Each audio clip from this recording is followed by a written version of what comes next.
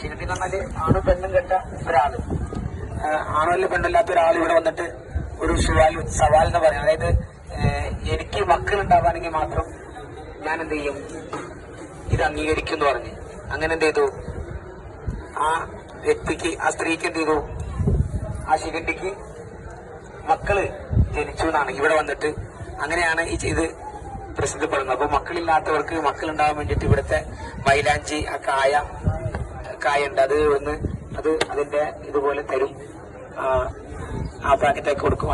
അതിന്റെ നോമ്പൊക്കെ എടുത്തിട്ട് അത് അതുപോലെ കഴിച്ചാല് മക്കളില്ലാത്തവർക്ക് മക്കളുണ്ടാവും. അങ്ങനെ ഒരു പ്രത്യേകത കൂടി ഈ ദർഗക്കുണ്ട്. തങ്ങളുടെ ഗുരുന്മാരും ഖലീഫ്മാരും അതിന്റെ പ്രത്യേകത. അങ്ങനെ തങ്ങൾക്ക് അക്ബർ ചക്രവർത്തി ഇവിടെയും വന്നിട്ടുണ്ട്. ഇവിടെയും വന്ന് ദുആ ചെയ്തതിന് ശേഷം, മക്കളുണ്ടായതിനു ശേഷമാണ് തങ്ങൾ അക്ബറാണ് എന്ത് ചെയ്തത്, ആ കാണുന്ന ദർവാസ പണിതതും അതുപോലെ ചെമ്പ് പണിതതും